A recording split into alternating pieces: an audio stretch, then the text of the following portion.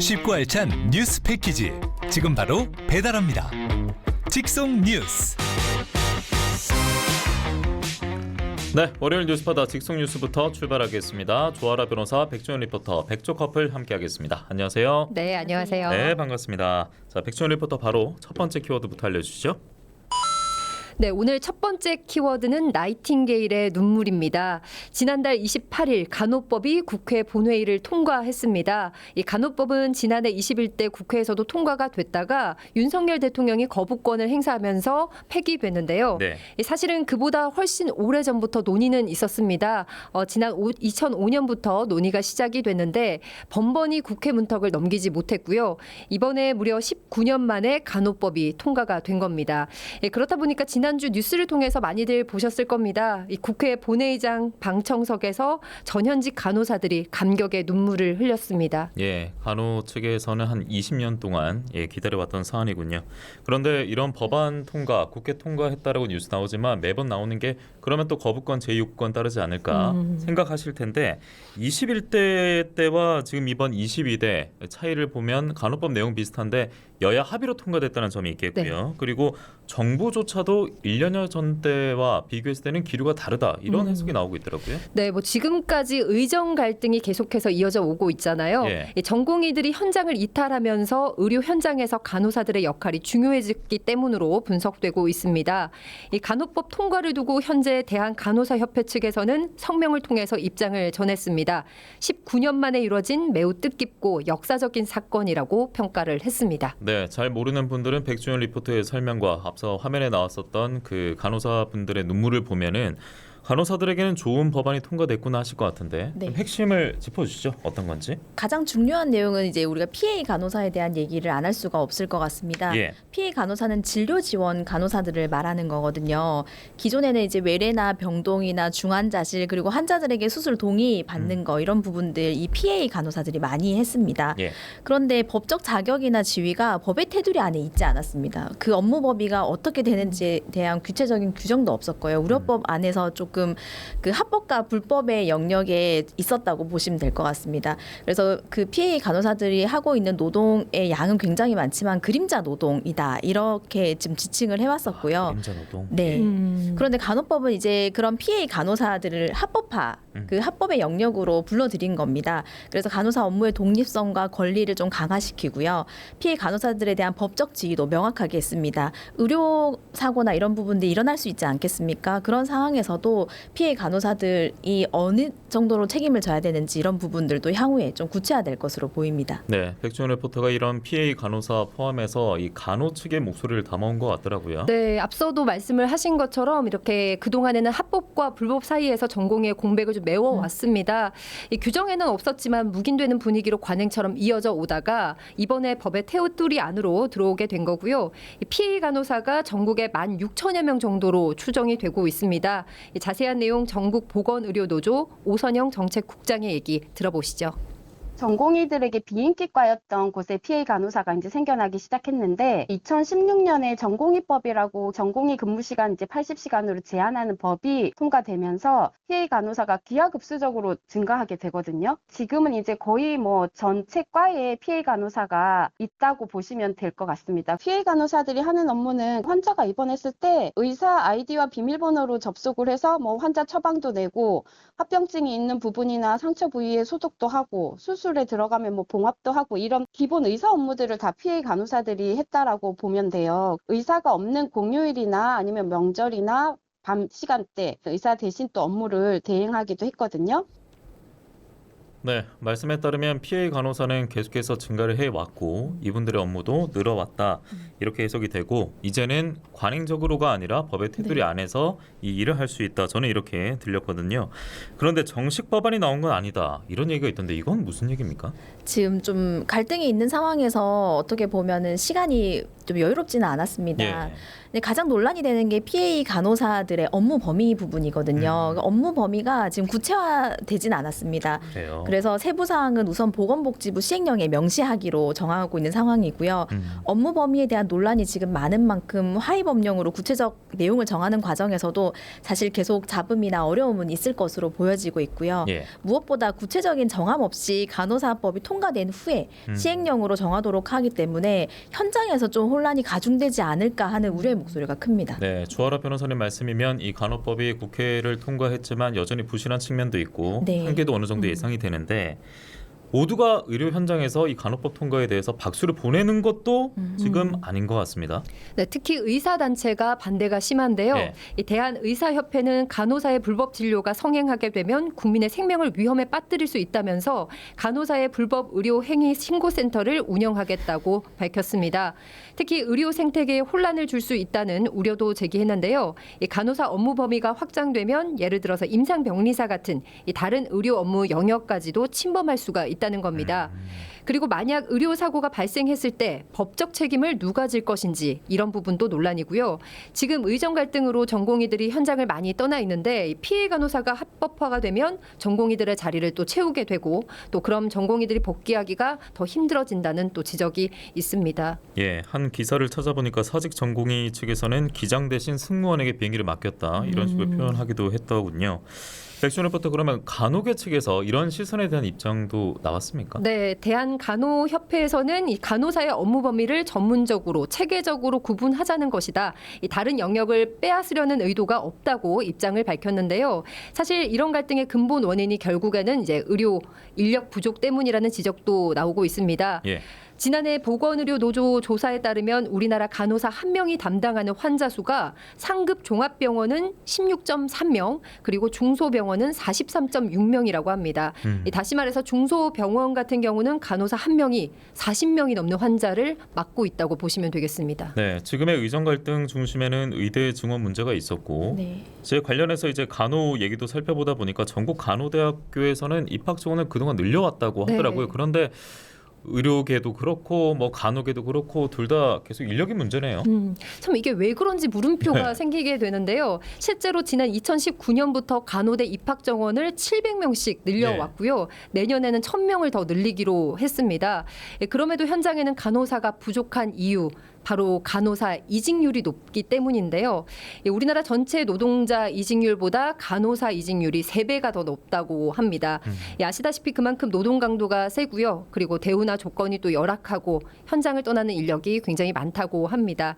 게다가 또 연차가 쌓이면 PA 간호사가 또 빠지게 되고 PA 간호사로 빠지게 되고 그러면 인력이 더 부족해지고 악순환이 이렇게 반복되는 그런 분위기라고 합니다. 그러면 연차가 쌓이면 PA 간호사를 뭐 할 수 있는 거예요? 보건의료노조에서는 임상 경력 3년 이상 그리고 적합한 교육과 훈련 과정을 거쳤을 때만 PA 간호사를 할 수 있도록 요구를 하고 있습니다. 아하. 그 말을 좀 뒤집어 보면요. 지금까지는 원칙 없이 이렇게 주먹구구식으로 투입된 경우가 많았다는 건데요. 예. 최근 의료 인력의 공백을 메우기 위해서 신규 간호사가 급하게 또 PA 간호사로 투입된 경우도 있었다고 하고요. 그 피해는 결국에는 고스란히 환자가 맡게 될 수밖에 없습니다. 그래서 업무 범위를 더 명확하게 하자는 게 보건의료노조의 입장입니다. 최근에 이런 뭐 일련의 사태 속에서 신규 간호사가 PA 간호사로 투입됐다 이 얘기는 들어보면 환자나 환자 가족 입장에서는 더욱더 지금의 사태를 불안하게 하는 요소가 되지 않을까 싶기도 하고요. PA 간호사 그러면 그 자격에 뭐 연차도 있고 뭐 교육도 있고 훈련 과정도 있는 것 같은데 이거 말고 좀 객관적으로 평가할 수 있는 그런 뭐 시스템이나 체계적인 제도가 들어가면 좋지 않을까 싶기도 한데요. 아무래도 이제 뭐 합법의 영역으로 들어왔기 때문에 예. 자격 시험에 대한 부분들도 향후 규정이 생기지 않을까 싶습니다. 근데 지금 간호사법이 막 통과된 시점이기 때문에 해당 규정은 없습니다. 근데 이제 PA 간호사 전문 역량 강화를 위해서 전문 간호사 제도처럼 이런 예. 전문 시험이 있어야 되는 거 아니냐라는 목소리는 있습니다. 네.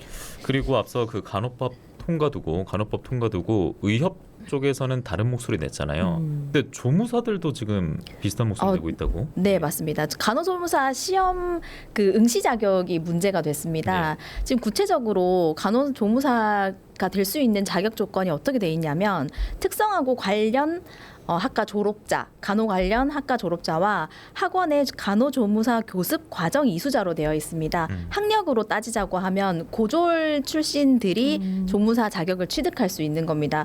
그러다 보니까 전문대에서 그 간호 공부를 하더라도 대졸이 되기 때문에 오히려 자격 조건이 없습니다. 대학을 가는 순간 조건이 안 되는 거예요? 네, 오히려 그런 조금 모순이 생기는 거죠. 예. 그래서 전문대 간호조무학과를 나와도 별도로 학원에서 또 상당 시간 교육을 받아야 하는 불합리한 상황이 생기기 때문에 해당 자격 조건에 대한 규정을 좀 없애달라는 목소리가 계속 있어 왔는데 그것에 대한 규정이 그대로 간호사법에 통과되는 바람에 조무사협회 측에서도 반대의 목소리를 내고 있는 상황입니다. 그러니까 이분들의 목소리 차별이라든지 뭐 낙인만 떼어놓고 본다면 이해가 가는 대목도 있네요. 왜냐하면 보통 그 아르바이트 지원할 때도 뭐 고졸 이상이라든지 그렇죠. 뭐 아니면 입사 지원할 때도 뭐 대졸 뭐 4년제 이상 이렇게 나오는데 네. 고졸로 못 받아두는 건 좀 신기하긴 하네요. 그렇죠. 보통 일반적으로 우리가 하한선을 두고 있지 않습니까? 네. 조건에. 근데 조무사의 경우에는 상한을 두고 예. 있는 상황이 되기 때문에 네. 이거 학력으로 오히려 차별을 두고 있지 않냐. 조무사들은 고졸이라는 인식을 더 공고하게 하는 거 아니냐라는 불만들이 계속 있어 오는 거죠. 야, 이렇게 되다 보니까 이게 간호법 통과가 지금의 의료 사태에 있어서 어떤 뭐 변수가 될까 아니면 뭐 좋은 모멘텀으로 자리 잡을까 생각하는 분들에게도 오히려 이거 직역 간의 갈등으로 번지지 않을까? 네. 예, 이런 우려가 좀 더해지는 지금의 순간이 아닌가 싶습니다. 추석도 앞두고 있기 때문에 좀 네. 진일보한 의료 공백 해소가 나타나는 장면이 연출되기를 바라보겠고요. 백지훈 리포터 다음 소식 가겠습니다. 네, 두 번째 키워드는 안전한 이별입니다. 저희가 이 시간을 통해서 몇 차례 또 언급을 했던 주제인데요. 안전 이별 신조어입니다. 몇 해 전부터 교제 폭력과 살인이 이제 사회적 문제로 대두되면서 예. 이런 신조어까지 등장하게 됐는데요. 지난해 전국에서 130여 명, 올해만 최소 13명의 여성이 교제 살인으로 희생됐다고 합니다. 도내에서도 뭐 기억하실 겁니다. 지난 4월에 거제에서 한 여대생이 헤어진 남자친구에게 무차별적인 폭행을 당한 끝에 9일 만에 숨지는 사고가 있었는데요. 모두에게 정말 큰 충격을 안겨줬습니다. 지금 뭐 교제 폭력 그리고 살인에 있어서는 대표적인 일이 돼버렸는데 네. 저희도 몇 번 짚어드렸는데 지금은 어떻게 됐어요? 일단 지금도 법적 공방이 이어지고 있습니다. 예. 숨진 피해자 어머니와 얘기를 좀 나눠봤는데요. 피해자 어머니 그동안 극단적인 시도를 여러 차례 하셨다고 합니다. 아이고, 예. 또 정신과 치료를 받을 정도로 힘든 시간도 보내셨다고 하는데요. 이렇게 딸을 잃은 엄마는 매일이 뭐 고통에 있을 수밖에 없습니다. 이런 가운데 지난달 29일 3차 공판에서 피해자 유족 측에서는 가해자 혐의를 상해치사죄가 아닌 살인죄로 바꿔달라고 이렇게 법원에 공소장 변경을 요청했습니다. 피해자 어머니의 목소리를 직접 들어보시죠. 이번이 세 번째 공판이었고요. 가해자 구속 기간이 6개월이잖아요, 최대가. 근데 11월 29일이 6개월이에요. 재판을 뒤로 넘기면 불구속 상태에서 재판을 진행해야 되는 거예요. 그래서 우리는 그 전에 빨리 재판을 끝내야 되는 거죠. 형량도 형량이지만 올바른 제명으로 가해자가 재판을 받는 것이 당연하다고 저희는 생각합니다. 국가수에서 피고인이 가한 폭행이 사망의 원인이라는 결론이 내려졌어요. 생각만 해도 가슴이 미어지고 고통 참을 수가 없거든요. 또 다른 희생자가 나오지 않길 바라는 마음으로 가해자가 올바른 제명으로 재판을 받고 그에 따른 판결문을 남기는데 저희는 최선을 다할 것입니다. 예, 피해자 어머님의 목소리였고요. 살인죄로 가야 된다는 목소리입니다. 네. 예, 상해치사죄와 좀 구분을 해서 처벌 수위가 얼마나 다른지도 저희가 좀 확인해봐야겠는데요. 네, 상해치사죄는 상해의 고의로 폭행을 가했는데 예. 그 예측 가능성 없는 상태에서 사망의 결과가 나타났다는 거거든요. 반대로 살해죄가 적용이 된다고 하면은 사람을 죽이겠다는 의도, 고의로 사람이 죽은 결과가 나온 겁니다. 그래서 죄질 자체가 완전히 다르죠. 사람을 죽이겠다는 고의가 있고 없고의 차이기 때문에 처벌 수위도 굉장히 다릅니다. 그 법정형을 살펴보면 살인죄의 경우에는 사형, 그다음에 무기징역 5년 이상의 유기징역에 처하도록 되어 있고 예.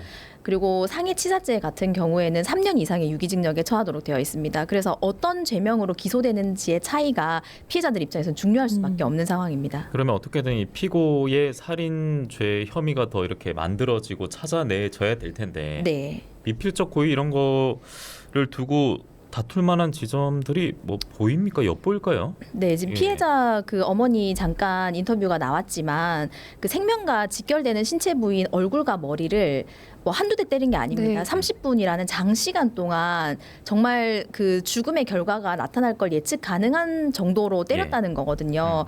그래서 결국 사망의 결과에 이르게 되기 때문에 미필적으로나마 살인의 고의가 있는 게 아니냐라는 주장을 하시는 겁니다. 그런 부분들 법원에서 어떻게 받아들여질지가 이제 향후에 공소장이 변경된다고 하면 지켜봐야 될 것 같고요. 지금 이 부분과 관련해서는 피고인 입장에서는 당연히 살인의 고의가 없었다고 부인을 하겠죠. 그러면 내가 살인의 고의가 있어서 살인을 하려고 때린 거다 하면은 현장에서 바로 죽었어야 되는데 뭐 표현이 좀 그렇긴 합니다. 예. 근데 무기를 든 것도 아니고 뭐 칼을 든 것도 아니고 단순히 주먹으로 폭행을 했는데 좀 예상치 못하게 살인의 결과가 나온 거기 때문에 살인의 고의는 없었다라고 주장을 할 것으로 보이고 향후 공소장 변경되면 이 부분에 대해서 좀 치열하게 공방이 되지 않을까 싶습니다. 그런데 이거를 뭐 개인 간의 다툼으로 치부하기에는 이게 만약에 네. 내 가족 일이라 생각하면 뭐 도저히 용납이 안 되는 네. 예, 변명이 있을 맞아요. 것 같습니다. 맞습니다. 이번 국회에서 교제 폭력과 관련해서 새로운 법안이 발의됐다고 하던데 뭐 이전과 그러면 달라진 추가된 내용들이 있는 거예요, 변호사님? 사실 데이트 폭력에 대한 얘기가 계속 문제가 되고 사건 사고가 많이 생기고 있지 않습니까? 예. 그렇다 보니까 최초로 강압적 통제 행위라는 것을 명시한 법안이 발의가 됐습니다. 그리고 당연히 저희가 계속 그 처벌 의사에 대한 얘기를 해서 왔지 않습니까? 예, 예. 그래서 피해자 의사와 상관없이 교제 폭력 처벌하도록 하는 내용도 포함되어 있습니다. 그래서 가정폭력 처벌법 적용 대상을 친밀한 관계로 넓히는 거죠. 이 법안에 따르면. 예. 그래서 이런 관계에서 폭행, 협박 등은 피해자의 명시적 의사에 반해서 공소 제기를 할 수 있도록 하고 있고요. 그리고 강압적 통제 행위가 무엇이냐라고 본다고 하면 정당한 이유 없이 뭐 2회 이상 상대방을 감시하고 고립시키고 뭐 일상을 통제하는 행위한다. 뭐 이런 부분으로 보고 있는데 사실 죄형 법정주의라고 해서 사람을 처벌하기 위한 법은 굉장히 구체화되어야 되거든요. 근데 이런 부분 좀 구체성이 있는지 여부가 나중에 또 문제가 될 것 같습니다. 네, 더 이상 안타까운 희생자가 나오지 않도록 체계적이고 안전한 법적 장치 마련이 필수가 되겠고요.